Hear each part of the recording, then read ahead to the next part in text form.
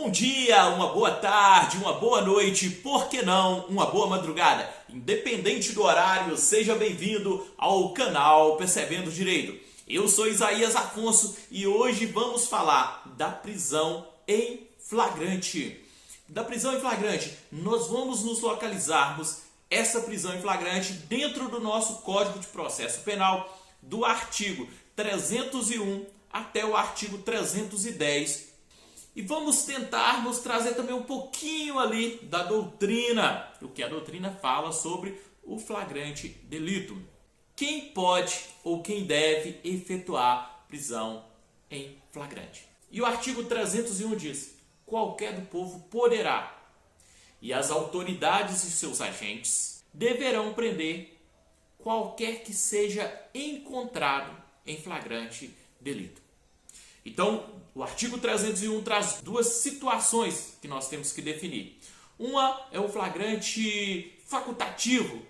Qualquer uma do povo poderá efetuar a prisão em flagrante.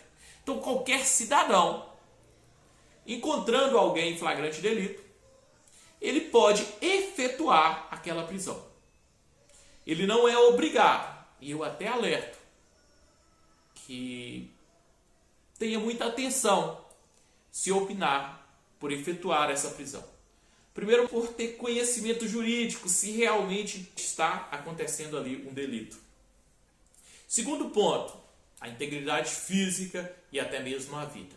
A sua segurança em primeiro lugar. E a segunda opção que nós temos aqui é uma ordem, ou seja, um mandamento. As autoridades e seus agentes deverão efetuar a prisão de quem se encontra em flagrante delito. Pensando dessa forma, muda alguma coisa do cidadão comum para o agente, para a autoridade? Com toda certeza, né? Porque quando nós falamos de qualquer pessoa, qualquer um do povo, nós estamos falando de uma posição facultativa. Ele pode optar em efetuar a prisão ou não efetuar a prisão. Quando nós falamos das autoridades e dos seus agentes, nós estamos trazendo aqui um mandamento, uma obrigação. E a partir daí, essa autoridade pode se tornar garante. E se ele for omisso, possa ser que ele responda por uma omissão imprópria. E nós já sabemos das consequências de uma possível omissão imprópria, né? Nós já falamos isso em outro vídeo e podemos mais para frente, se for curiosidade de algum de vocês, escreva aí, querem saber o que seria essa omissão imprópria e nós faremos um vídeo específico. Mas, se não for omissão imprópria, ainda pode enquadrar em uma possibilidade de prevaricação. Mas o artigo fala, qualquer um do povo poderá e as autoridades e seus agentes deverão prender quem seja encontrado em flagrante delito. E aí vem um detalhe, mas o que é esse flagrante delito? O nosso Código de Processo Penal, no artigo 302, trouxe da seguinte forma: considera-se em flagrante delito. Então, considera-se em flagrante delito e ele vem trazendo 4 incisos que definem o que é esse flagrante delito. Fala assim: considera-se em flagrante delito quem está cometendo a infração penal. Inciso 1º. Inciso 2º fala da seguinte forma: quem acaba de cometê-la. Inciso 3º fala: é perseguido pela autoridade, pelo ofendido ou por qualquer pessoa em situação que faça presumir ser autor da infração. Inciso 4º, é encontrado logo depois com instrumento, arma, objetos ou papéis que faça presumir ser ele autor da infração penal. Então nós temos das seguintes formas: nós temos aqui 4 incisos, um falando que a pessoa está cometendo a infração penal, a outra acabou de cometê-la e outra situação da perseguição logo após, ou aquele que é encontrado com objetos, com papéis ou com instrumento que faça presumir ser ele autor da infração penal. E resolveu um problema, mas criou mais um, né? O que é essa infração penal? A infração penal é um tipo penal, é um crime em si, a infração ou uma contravenção. E aqui nós temos da seguinte forma: está cometendo, ou seja, aquela pessoa que que está praticando os elementos do tipo. Matar alguém está trazendo aqueles elementos de execução, efetuando ali o mecanismo para tirar a vida da pessoa. O crime de roubo, subtrair coisa alheia móvel para si ou para outro mediante o quê? Violência ou grave ameaça, ou depois de ter reduzido a possibilidade de resistência. Então, a pessoa que está ameaçando ou trazendo ali aquela violência ou impedindo que a pessoa reaja e está também subtraindo esse momento, é o momento que ele está em flagrante delito, que ele está cometendo a infração penal. Acabou de cometê-la, ou seja, já executou, concluiu os elementos do tipo, mas ainda está naquele local, quente, ou seja, acabou de cometer, matar alguém, cessou a vida daquela pessoa. Subtrair coisa alheia móvel para si ou para outro é o momento que houve a inversão da posse, mas ainda está ali naquele âmbito. Também temos uma outra situação, que é aquela situação da perseguição. É perseguido logo após pela autoridade, pelo ofendido ou por qualquer pessoa em situação que faça presumir ser autor da infração penal. E aí você fala comigo assim, ô Isaías, essa situação aí apenas 24 horas, né? Eu falo com você que não existe uma regra que seja 24 horas. A regra é que seja uma perseguição, que ela ocorra logo após o cometimento da infração e ela não pode ser interrompida. Ela pode passar de um estado para o outro, pode passar de uma cidade para outra, mas não pode ter uma interrupção nessa perseguição. Se houver a interrupção, aí cessa-se o flagrante delito. Mas essa situação de 24 horas, ela não é determinante se a pessoa está ou não está em flagrante delito. Nós vamos entender a confusão que muitas pessoas fazem nessa questão de 24 horas, mas mais à frente. Outra situação é aquela pessoa que é encontrada logo depois com objetos ou instrumentos ou papéis que faça presumir ser essa pessoa autor da infração. Vamos pensar comigo. A pessoa cometeu o crime de furto, subtraiu coisa alheia móvel para si ou para outro e fugiu. Mas ela é abordada e é encontrado com aquela pessoa aqueles objetos, as réis furtivas. Isso faz presumir que essa pessoa seria possivelmente a pessoa que cometeu o delito. Então, sendo essa situação, consideraria ali situação em flagrante. Mas nós temos que pensar da seguinte forma: não é encontrar essa pessoa uma semana depois, um mês depois, pode ter ocorrido até outro crime, né? Uma possível receptação. É aquela pessoa que logo depois, lapso temporal mínimo entre o cometimento da infração e esse ser encontrado com objetos que faça presumir. A lei traz horas, traz tempo específico? Não. Mas é logo depois. É naquele ato bem contínuo, né? Vamos pensar dessa forma. Então nós temos esses 4 incisos e são essas situações. Pessoal, a doutrina pegou esse artigo 302 do Código de Processo Penal, que tem 4 incisos, e subdividiu em 3 espécies de flagrante delito. Considerado como o flagrante delito real, que também é conhecido como flagrante delito próprio, que engloba o inciso 1º e o inciso 2º, que é quando a gente está cometendo a infração ou quando a gente acabou de cometer a infração. Esse a doutrina nomeou como flagrante delito próprio ou flagrante delito real. A doutrina também trouxe um flagrante quase real. O que é esse flagrante quase real? Também é conhecido esse flagrante quase real como flagrante impróprio.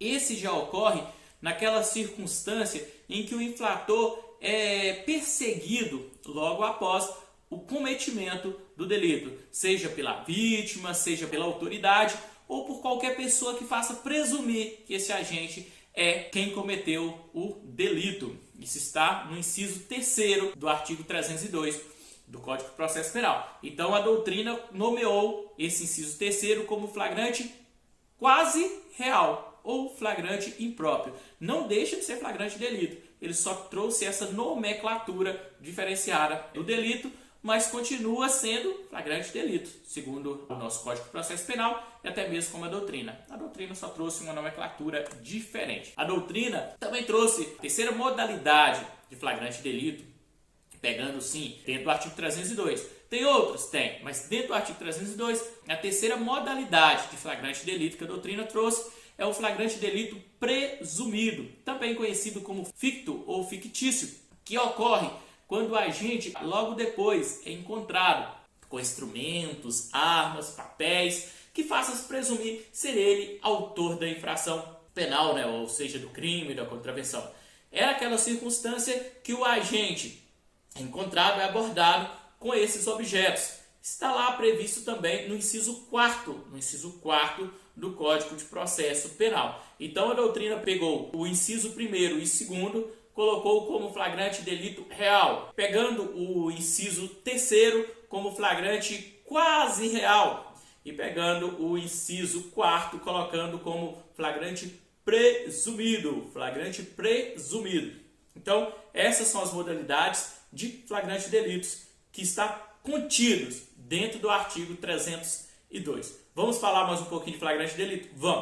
Vamos para o artigo 303 do Código de Processo Penal. O artigo 303 do Código de Processo Penal, ele traz uma situação de flagrante delito, mas em infrações penais permanentes. E o artigo 303 fala o seguinte, que nas infrações permanentes tende-se o agente em flagrante delito enquanto não cessar a permanência.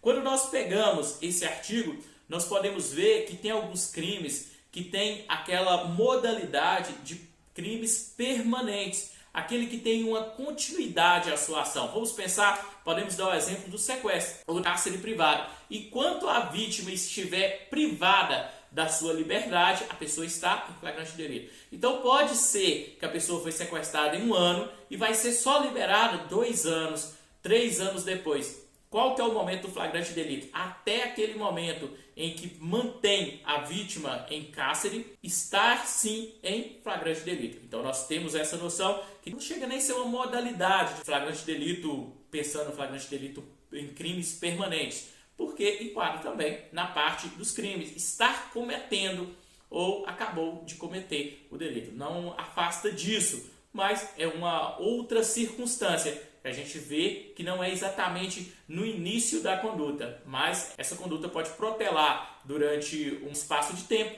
Sendo assim, enquanto essa conduta estiver ali sendo executada, a pessoa se encontra em flagrante delito. Vamos pegar mais alguns tipos de flagrante delito que a doutrina coloca.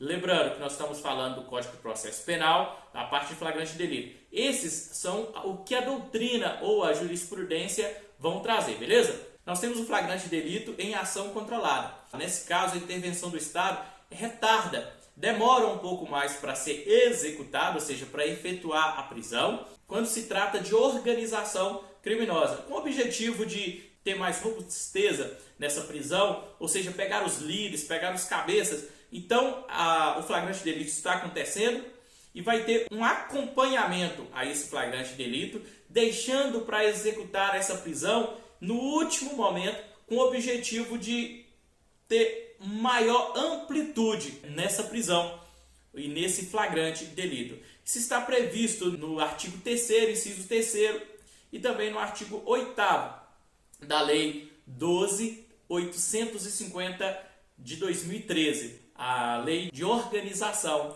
Criminosa. Beleza, pessoal? Temos mais uma modalidade de flagrante. É a possibilidade do flagrante delito esperado.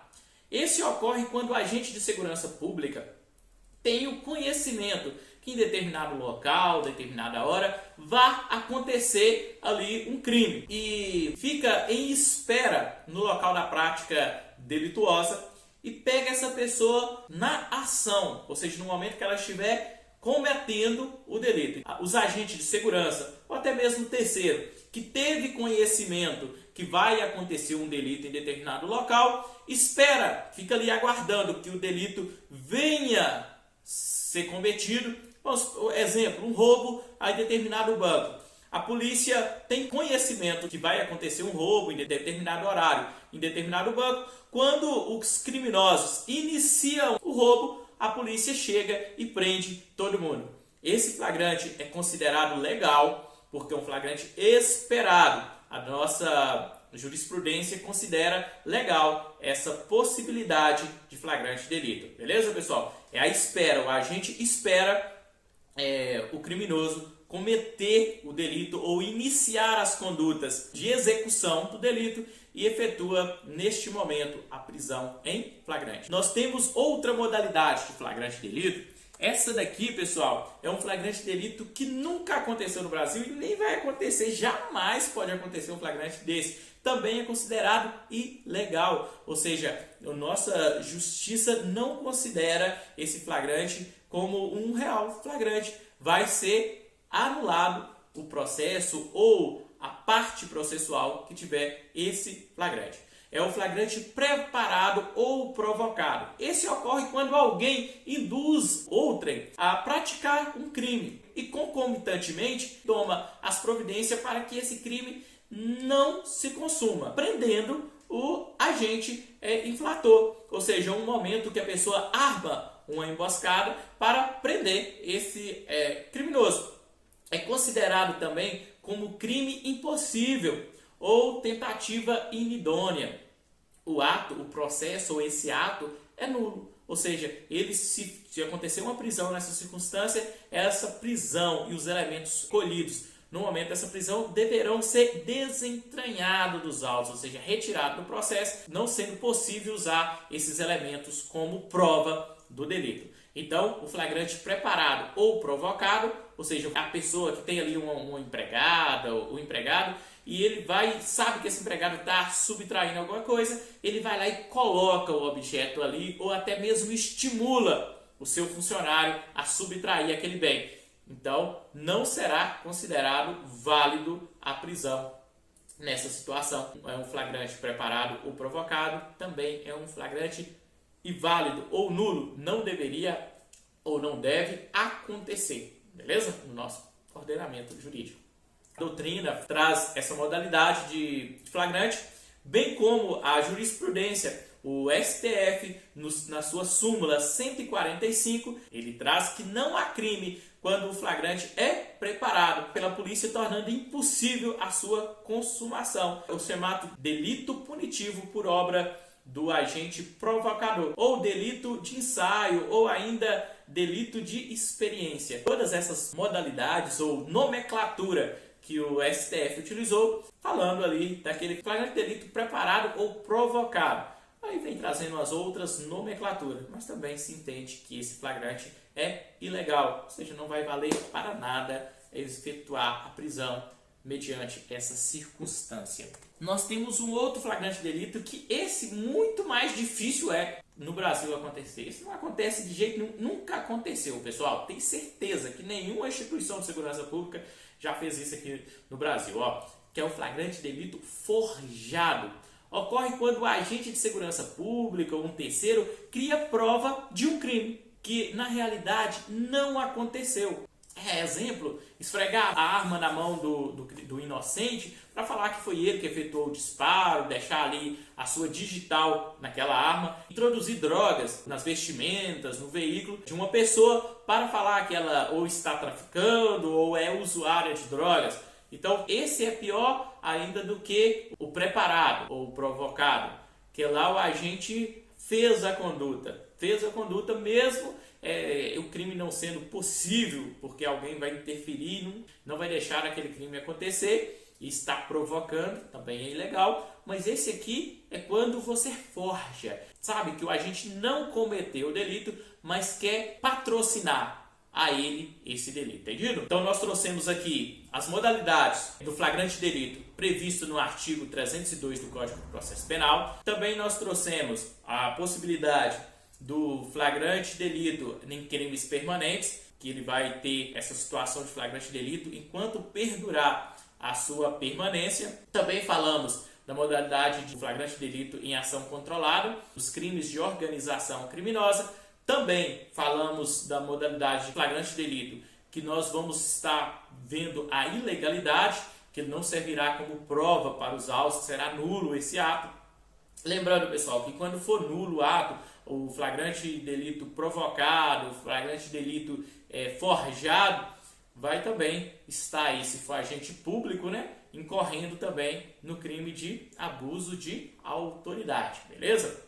Registrar boletim de ocorrência não verídico, prender pessoas que não cometeu delito, não tenha a previsão em lei para essa prisão. Então, nós vemos aí que vai ter a possibilidade de incorrência no crime de abuso de autoridade também.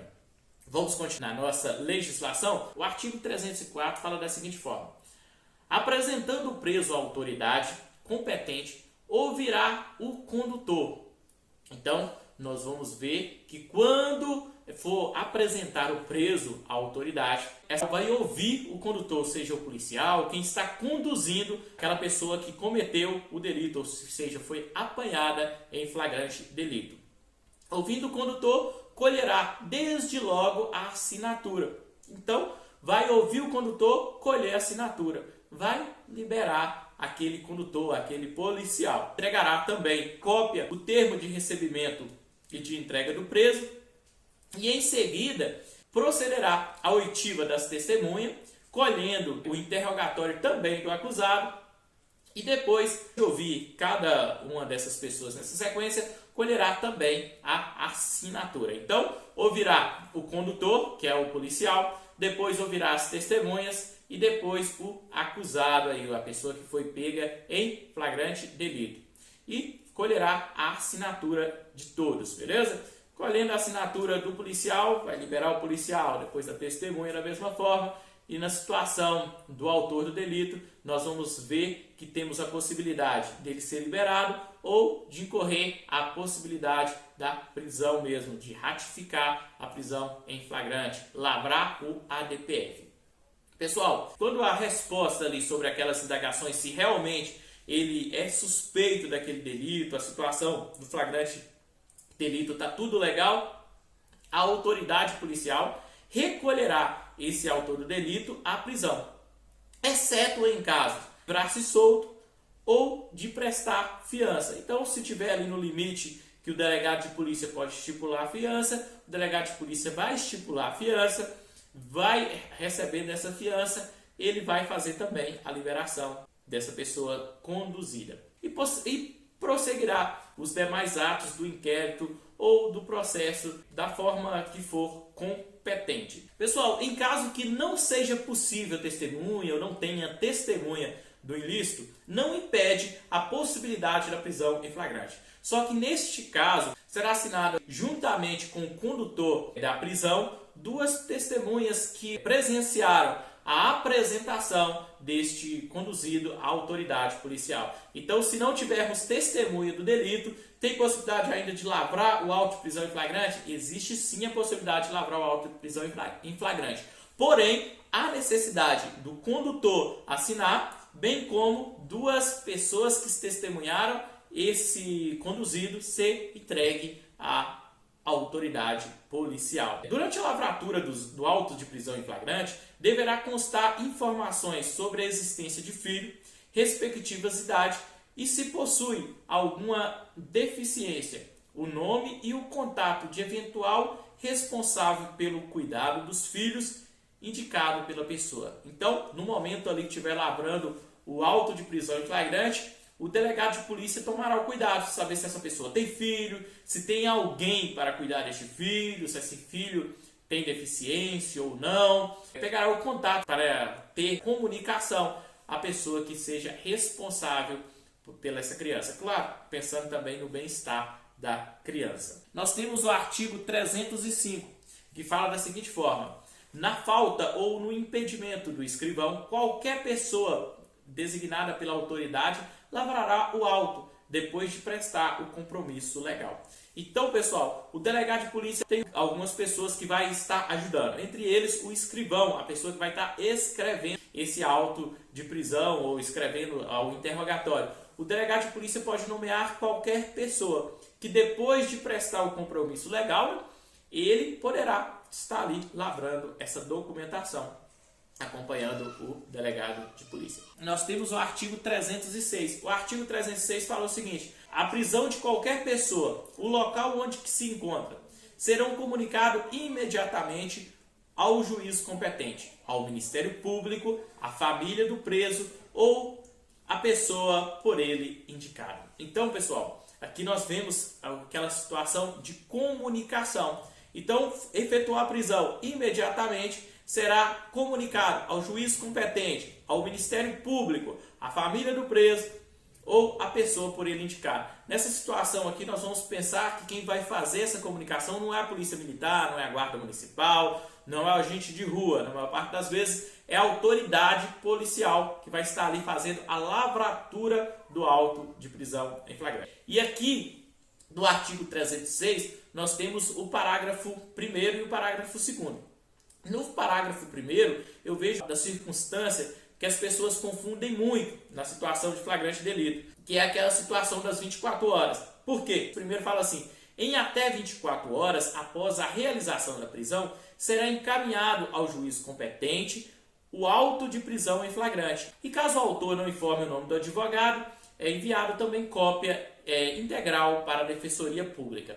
Neste caso aqui, pessoal, as 24 horas não é para efetuar a prisão, sair do flagrante, não. É que efetuou a prisão, a autoridade policial terá até 24 horas para enviar ao juiz esse auto de prisão em flagrante. E se o preso tiver indicado advogado, enviar também para o advogado. Se não, será encaminhado à Defensoria Pública. Essas 24 horas aqui é uma das 24 horas que as pessoas confundem a situação de flagrante delito, que eu falei com vocês anteriormente, que não existe esse estipulativo de horas, mas nessa parte aqui é após a prisão. Já efetuou a prisão, o delegado lavrou o auto de prisão em flagrante, tem 24 horas para mandar para o juiz competente, bem como para a Defensoria Pública, se o réu ou se o acusado não indicar advogado.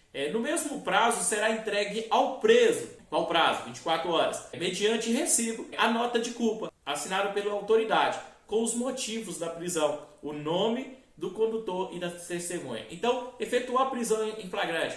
Posterior será entregada a nota de culpa, ou seja, trazendo ali o nome da pessoa que efetuou a prisão, também o nome das testemunhas ali e o motivo que ele foi preso. Beleza, pessoal? Então nós temos aqui a famosa nota de culpa. E é no qual prazo? No mesmo prazo de 24 horas. Nesse mesmo prazo de 24 horas.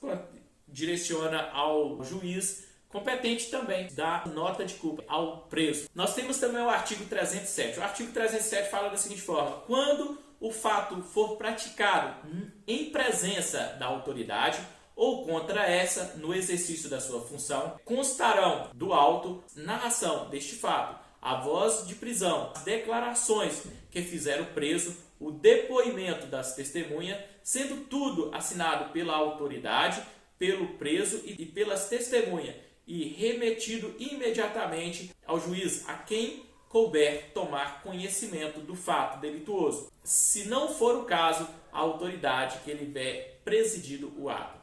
Então, esse caso aqui, pessoal, é quando o crime foi praticado na presença ou contra a autoridade, seja ela policial ou até mesmo o juiz. O que vai acontecer? Será lavrado esse auto com a narrativa da voz de prisão, a declaração que fizeram o preso, e será assinado pela autoridade, pelo preso, pelas testemunhas e remetido imediatamente ao juiz quem couber tomar conhecimento do fato delituoso, se não for a autoridade que houver presidido o auto. Aí nós vamos ter um probleminha aqui quando traz essa última parte, que nós pensamos no sistema acusatorial no Brasil. Então, nós precisamos que tenha uma provocação do juiz. Mesmo sendo cometido o crime ali, talvez em audiência, terá que ter uma provocação ali pelo Ministério Público, com os meios adequados. Mas aqui ainda traz, se não for a própria autoridade que estiver ali presidindo o ato. Então, vamos pensar o seguinte: cometeu na presença da autoridade policial ou até mesmo do juiz, será lavrado todos os dizeres, narrados fatos, a situação dada à voz de prisão, a narrativa da declaração do preso, bem como das testemunhas, e assinado tudo aí pela autoridade, beleza? Vamos para o artigo 308. Não havendo autoridade no lugar em que se tiver efetuada a prisão, o preso será logo apresentado ao lugar mais próximo. Então, não tendo autoridade policial em uma determinada região, muito nos interiores, tem interiores que tem cidade, tem polícia militar ou tem guarda municipal, mas não tem a delegacia ali com o delegado de polícia. Então, o que vai acontecer? Vai ser conduzido esse preso e apresentado ao local mais próximo, ou seja, na cidadezinha mais próxima ali onde tem um delegado de polícia, a polícia militar ou a guarda municipal vai fazer essa condução até este local e apresentar a autoridade policial. Não vai ficar preso lá no quartel da polícia até Deus dá o bom tempo, não. Então vai ser levada até a autoridade policial mais próxima. O artigo 309 vem falando: se o réu se livrar-se solto, deverá ser posto em liberdade depois de lavrado o auto de prisão em flagrante. Então, quando tiver a possibilidade de livrar-se solto, nós vamos ver que vai ser posto em liberdade, mas depois de lavrado o auto de prisão em flagrante. Então, lavra o ADPF, mas libera esse conduzido. O Código de Processo Penal trouxe aqui o réu. A gente vê que é um pouco atécnico, né? Porque o réu tem que ter toda aquela formação ali de processo, mas independente, ou que seja réu ou conduzido, independente da nomenclatura, é o que está querendo dizer aqui: se tiver a possibilidade de livrar-se solto, ele vai ser lavrado o auto de prisão em flagrante, mas vai ser colocado em liberdade. O artigo 310. Do artigo 310 fala o seguinte: após receber o auto de prisão em flagrante, no prazo de até 24 horas após a realização da prisão, o juiz deverá promover audiência de custódia, com a presença do acusado, do seu advogado constituído ou membro da Defensoria Pública e o Ministério Público. Nessa audiência, o juiz deverá fundamentadamente. Então, pessoal, apresentou ao juiz o acusado ali, o juiz terá essas 24 horas para fazer a audiência de custódia, a famosa audiência de custódia, que um dia a gente pode gravar um vídeo apenas falando sobre a audiência de custódia. Nessa audiência de custódia, o que o juiz vai ter que analisar? Nessa audiência de custódia, o juiz vai analisar em primeiro momento se a prisão é ilegal ou legal. Se essa prisão for ilegal, qual será o procedimento do juiz? Prisão ilegal, a própria Constituição fala, deverá relaxar a prisão. Se ela for legal, o juiz pode convertê-la em prisão preventiva. Quando presente os requisitos. Quais requisitos? Aqueles requisitos do artigo 312 do Código de Processo Penal. Claro, pessoal, que essa prisão preventiva só será decretada se revelarem ineficiente ou inadequada as medidas cautelares diversas da prisão. No Brasil, como na maior parte do mundo, a prisão é exceção. A regra é a liberdade. Então, até o trânsito em julgado, a pessoa, na maior parte das vezes, o Estado deixará essa pessoa em liberdade porque ainda não formou ali a culpa. Ou seja, ainda não é considerado realmente culpado. Então, o objetivo é a liberdade.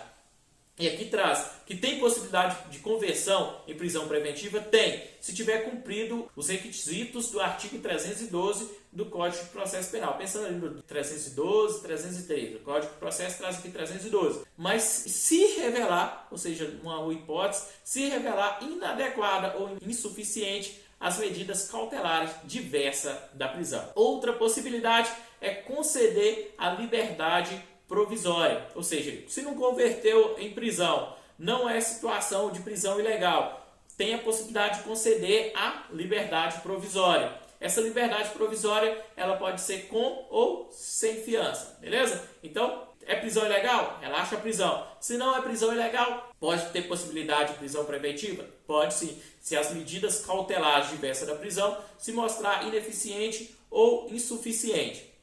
Mas e se as medidas cautelares se tornar suficiente, eficiente?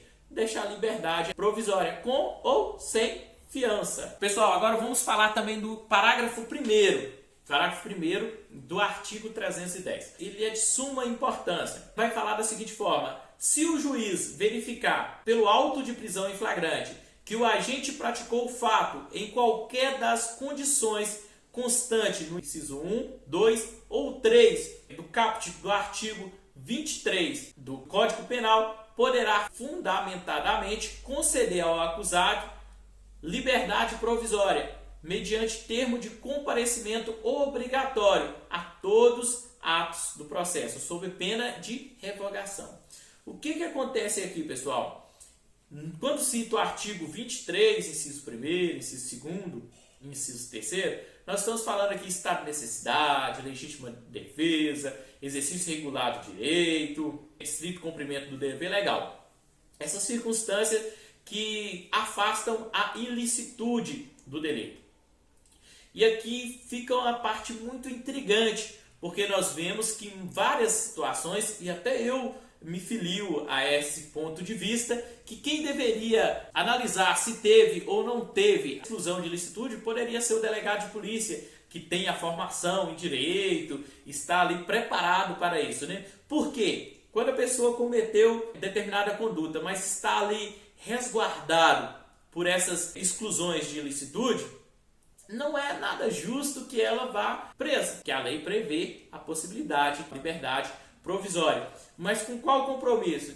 De comparecer em todos os atos do processo, tendo possibilidade de ser revogada essa liberdade. Por que eu falo isso? Que deveria ser o delegado? Para essa pessoa não precisar descer lá para o sistema prisional, ser ali presa, submetida a situação desnecessária, sendo que ele estava ali protegido pela excludente de ilicitude. Mas vemos que esse parágrafo específico, ele traz que essa competência de análise é do juiz. Ele não coloca aqui da autoridade policial, mas sim do juiz. Mas tem algumas correntes que entendem que o delegado de polícia seria competente para tal. Eu vejo pelo desgaste e até mesmo pela agilidade do processo, ele teria a possibilidade sim do delegado de polícia fazer isso, seria para o bem social. O agente vai ser liberado pelo juiz, também poderia ser liberado pelo delegado de polícia. Mas vamos aqui, vamos falar o que está na lei. O que está no parágrafo 1º é quem fará essa análise será o juiz.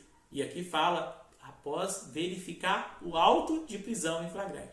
Então o delegado de polícia vai escrever ali e vai dar esse fundamento para o juiz. Beleza? E ele vai fundamentadamente fazer essa liberação. Então aí, as pessoas que são os advogados, que estão assistindo esse vídeo, fiquem atentos na lavratura do auto de prisão em flagrante, quando o seu cliente estiver ali sob a sombra ou sob a proteção do artigo 3 do Código Penal, aquelas excludentes de ilicitude.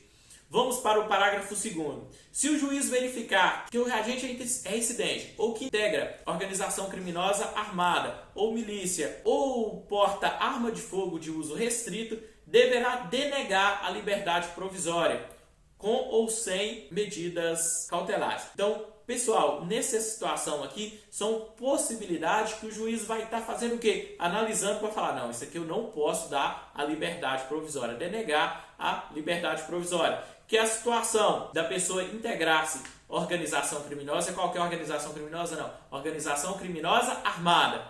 A possibilidade também dessa pessoa integrar a uma milícia ou que porte arma de fogo de uso restrito. Não é de uso permitido, é de uso restrito. Então, o juiz, analisando essa circunstância, visualizando essa circunstância, ele não concederá a liberdade provisória. Parágrafo 3º que vem trazendo a autoridade que der causa sem motivo idôneo a não realização da audiência de custódia no prazo estabelecido no caput deste artigo, ou seja, 24 horas, responderá administrativamente, civil ou penalmente pela omissão. Então, a autoridade criar algum entrave sem a devida justificativa para a realização da audiência de custódia pode responder administrativamente, civilmente e penalmente. Parágrafo 4º. Transcorrido 24 horas após o decurso do prazo estabelecido no caput de 24 horas, passou mais 24 horas, caput deste artigo, a não realização da audiência de custódia sem motivo idôneo, e seja também a ilegalidade da prisão a ser relaxada pela autoridade competente, sem prejuízo à possibilidade de imediata decretação da prisão preventiva. Nesse caso aqui, pessoal, transcorrido 24 horas após o prazo legal, para análise. A gente viu lá que o delegado tem 24 horas para enviar para o juiz tem 24 horas ali para fazer essa audiência de custódia, passando essas 24 horas da audiência de custódia, não houve audiência de custódia, o que vai acontecer? Será ilegal a prisão em flagrante.